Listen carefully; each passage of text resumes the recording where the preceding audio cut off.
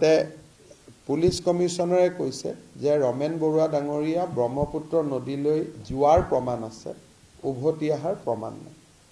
নদীত পানী উফন্দি আছে।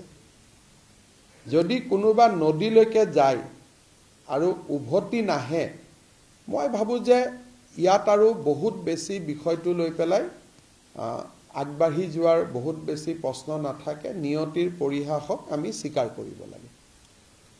Date is the destiny. এইটো লৈ পেলাই বহুত বেছি, কাৰণ দুই এজন হাইকোৰ্টৰ এডভোকেটকো মই কথা পাতিছিলোঁ, যোনে তেখেতক যোৱাটো দেখিছিলে। যোৱা দেখা বহুত মানুহ আছে নদীৰ কাষলৈকে, আৰু আমাৰ ট্ৰেকাৰ ডগো যেতিয়া গৈছিলে যোৱা জেগাখিনিত গৈ ৰখি গৈছে, আৰু যোৱা জেগা আৰু নদীখন একদম একে।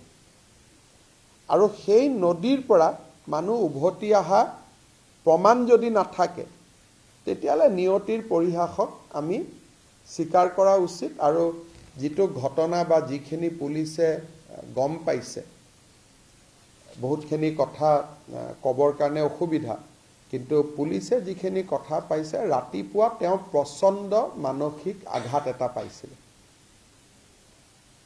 তেখেতে ৰাতিপুৱাই এটা, মই শব্দটো প্ৰচণ্ড বুলি কৈছোঁ, তেওঁ এটা প্ৰচণ্ড মানসিক আঘাত পাইছিলে।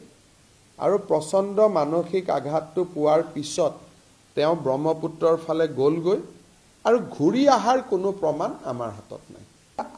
যদি সংবাদ মাধ্যম, ছ'চিয়েল মিডিয়া এনেকুৱা ভাল খবৰবিলাকক প্ৰাধান্য দিয়ে, তেতিয়াহ'লে বেয়াবোৰ দমি যাব।